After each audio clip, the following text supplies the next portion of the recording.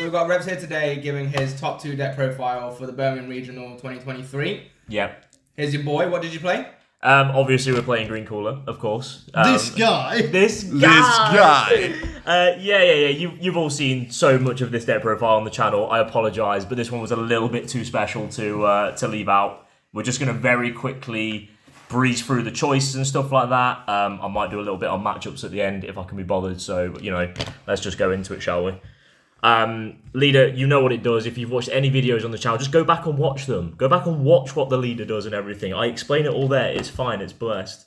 For the main deck, it is 3 Demigra. Demigra's integral nowadays. A lot of decks kind of try and stall you out so you don't get an awaken. If you play any other unison on turn 1, they just swing at it instead of swinging at you. So you really struggle to get to 4 life. So this is really important.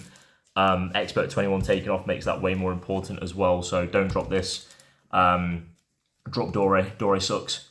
For Cooler, one of the dash pat supports, it's blessed. It's so good. For Salza. Only 3 of the freezer as usual, because it can't attack if it's got 3 or less markers, so it can be a little bit bricky to draw it, lest you get to play a unison, but you don't get to add any pressure to it, so you only play 3.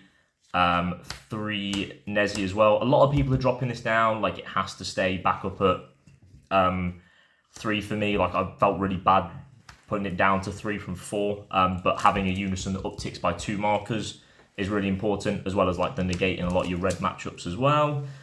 And then 4 of the big boy. You have to play 4. There's games where you literally just don't see this anyway, because the only thing you've got is the 1 drop to search all your unisons. So you have to play 4 of this card, and there will be games where you don't see it, and skill issue, mate.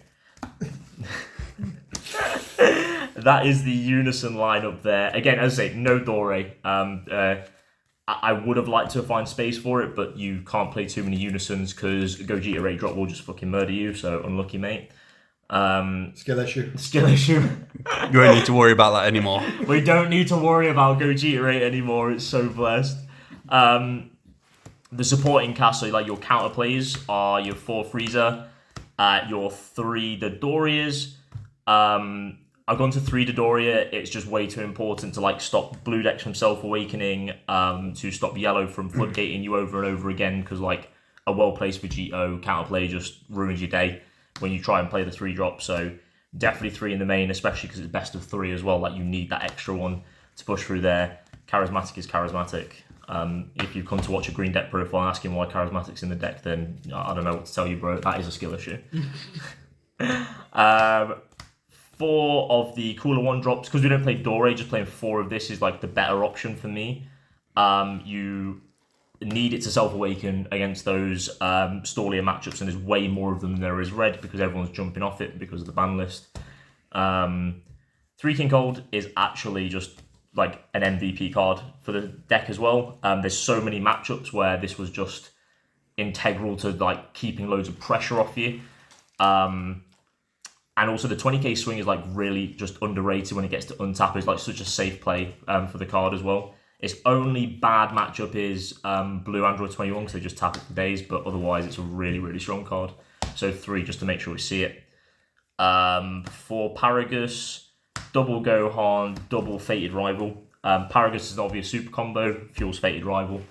And this is in the main deck because it's best of 3, so a lot of the main decks you want to use to you want to kill off their unison, Gogeta, Gamma, etc. And even in the matchups it's not good in, at least it's a 5k combo to then go into your Fated Rival. This has actually been massive as well.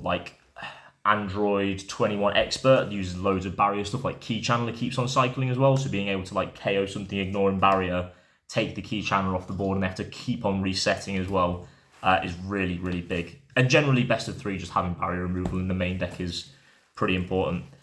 Best SCR in the game. Who's this big fucker? Who's this big fella? This is my dad, so Max.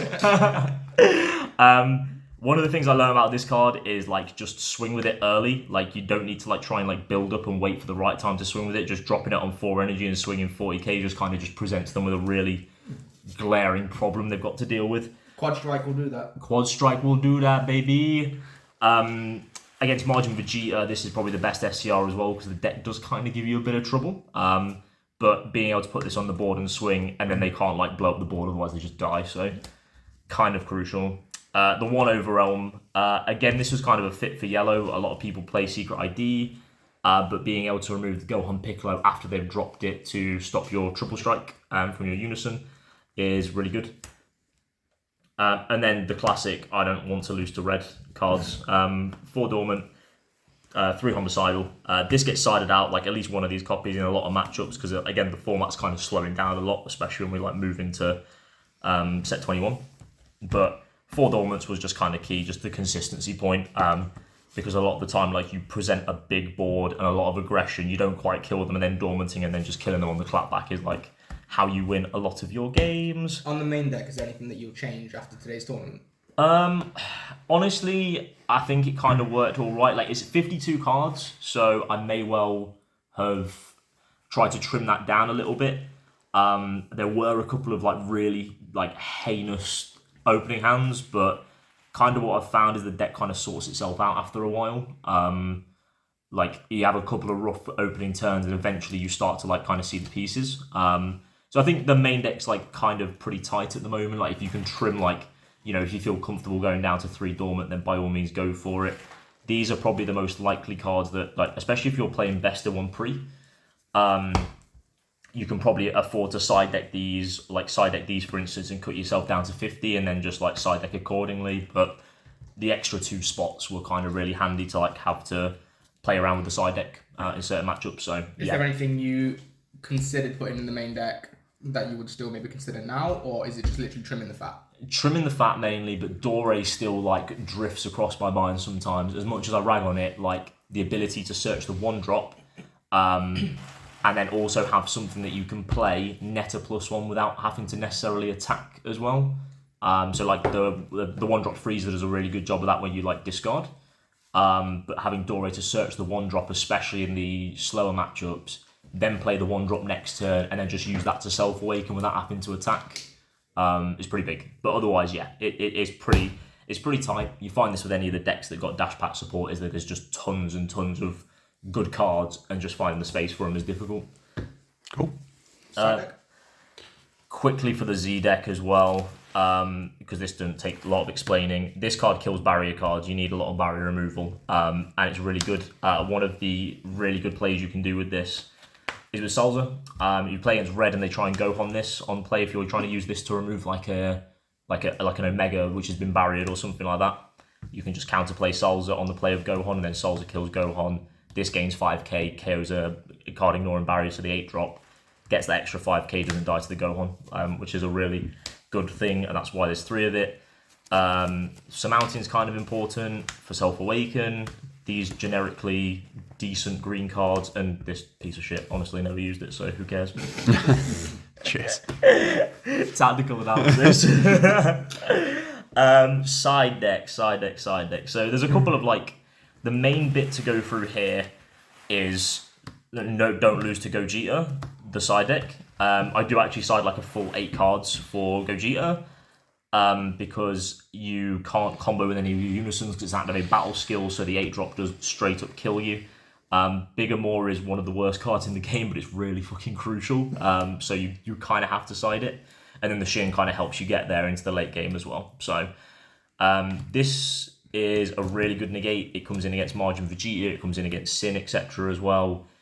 Spirit Boost for a free negate. So a lot of these cards just kind of come in either for Margin Vegeta or just red in general. Is that the majority of the side deck is base, because that's what I'm kind of expecting. And the slower matchups I kind of have a bit of a better matchup against anyway.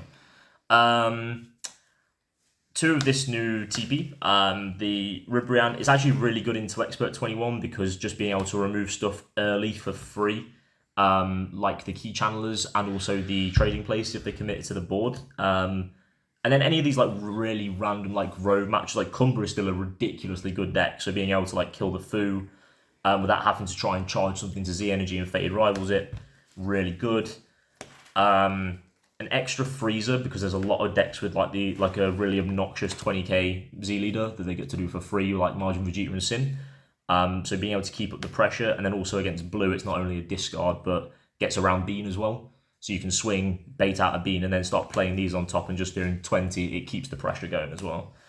And then Dark Death Ball and Quoits, again, are kind of blue and yellow hate. Like, this is mainly for blue because it hits full power counter, so some Gamma decks play it, but mainly A21. And then Quoits is just kind of a good fit for a lot of matchups because a lot of token negates kind of stop you. So making them like tax them for using a token negate, or even better against Gamma, when you tax them on like a floodgate, they have to discard a card, play the floodgate, and then warp 2 as well. By that point, you like just go up so high in card advantage. So that's everything. That's the whole deck. Came second in the end. It was a really good tournament. Really good to actually get in-person regionals. The team did phenomenally as well. Like, everyone who like helped me test out, everyone was there to like chat through side deck options, main deck stuff. It was really good. And as a team in general, like, everyone just absolutely smashed it today as well. So it was just really good. What a day.